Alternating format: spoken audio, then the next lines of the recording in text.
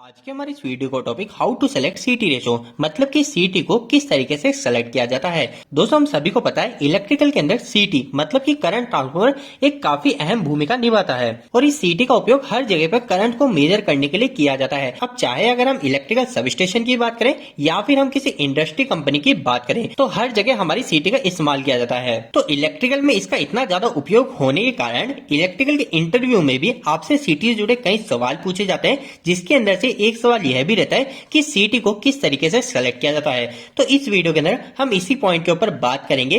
तो वीडियो को स्टार्ट कर लेते हैं। दोस्तों वीडियो के स्टार्टिंग में ही मैं आपको बता दूं यह वीडियो काफी ज्यादा छोटा होने वाला है क्योंकि सीटी का सिलेक्शन करना काफी ज्यादा आसान है। जब कभी आप किसी सीटी को लाते हैं तो उस सीटी का जो रेशो होता है वो रेशो आपको कुछ इस प्रकार से देखने को मिलेगा। जैसे कि उदाहरण के लिए मान लीजिए कोई सीटी है 100/5 की या फिर वो हो सकती है 100/1 की। इसके अलावा अगर हम कोई दूसरा एग्जाम्पल ले तो सीटी हो सकती है हमारी 2000/5 की या फिर हो सकती है 2000/1 की। मतलब कि जब भी हम सीटी की बात करते हैं तो सीटी के अंदर हमारे दो नंबर रहते हैं, एक हो गया हमारा स्टार्टिंग का नंबर और एक हो गया बटे के बाद वाला नंबर। अब आखिर इन दोनों नंबर को कैसे सिलेक्ट किया जाता है, जैसे ही हमें यह पता चल गया तो इसके बाद में हम सीटी का सिलेक्शन आसानी से कर लेंगे। और दोस्तों अगर आपके मन में यह क्वेश्चन है कि आखिर ये सीटी रेशो क्या होता है, सीटी पीटी क्या होता है, तो इसके ऊपर मैंने ऑलरेडी एक डिटेल वीडियो बना रखा है। आप वह वीडियो इसी वीडियो के एंड स्क्रीन से जाके आसानी से देख सकते हैं। अभी के लिए हम बात कर लेते हैं कि आखिर सीटी को किस तरीके से सेलेक्ट किया जाता है। सबसे पहले हम बात कर लेते हैं कि हमारे सीटी में जो बटे के बाद वाली संख्या होती है जैसे कि बटे 5 या फिर हमारा बटा 1,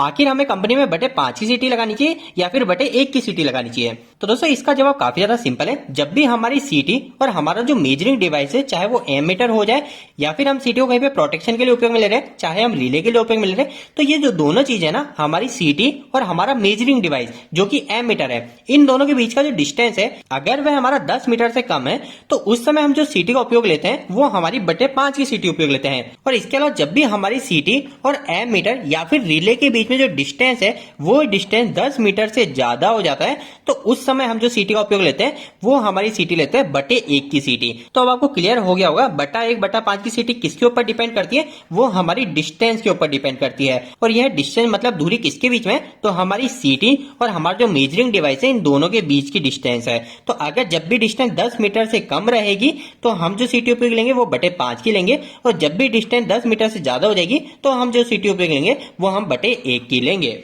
अब इसके बारे में दोस्तों बस हमें एक और चीज पता करनी है और हम आसानी से किसी भी सीटी को सेलेक्ट कर लेंगे। हमें क्या पता करना है, तो हमें पता करना है कि आगे की जो नंबर है जो 100/1 में आगे का जो 100 नंबर है ये हमें कैसे पता चलेगा कि हमको 100 की सीटी लानी है या फिर 2000 की सीटी लानी है। आपको एक बार ध्यान देना चाहिए जो हमारा आगे का नंबर होता है वो हमारा प्राइमरी एम्पियर को शो करता है और हमारा जो पीछे का नंबर होता है वो हमारा जो सेकेंडरी वाइंडिंग होता है उस सेकेंडरी वाइंडिंग के एम्पियर को शो करता है, जो अभी हम बटे 1 और बटे 5 की बात कर रहे थे। अभी के लिए हम बात कर लेते हैं कि आगे का जो प्राइमरी एम्पियर का जो नंबर है वो हमें कितने का लेना है। तो दोस्तों इसका जवाब काफी ज्यादा सिंपल सा है।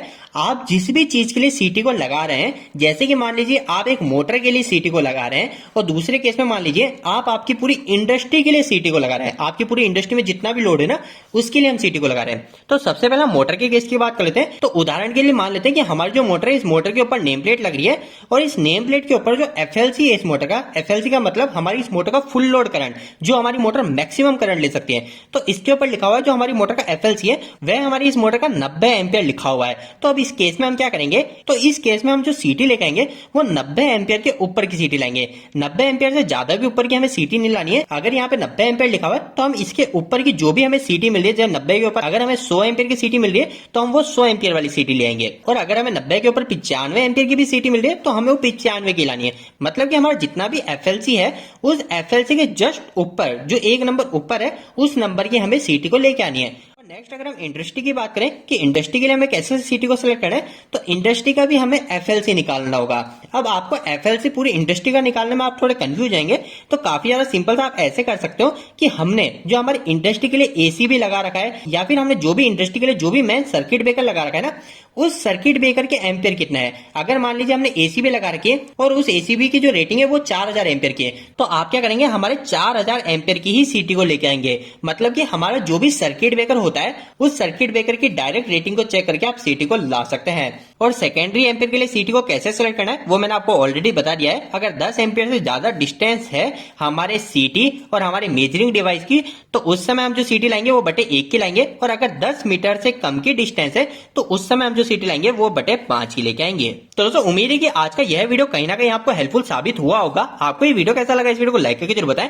अगर आपका कोई भी सवाल इस वीडियो के प्रति इलेक्ट्रिकल जुड़ा, आप मुझे नीचे कमेंट बॉक्स में कमेंट करके पूछ सकते हैं। इलेक्ट्रिकल वीडियो अगर आप नहीं देखना पसंद करते हैं, आज हमारे चैनल को सब्सक्राइब कर लीजिए। आज के लिए इतना ही, धन्यवाद।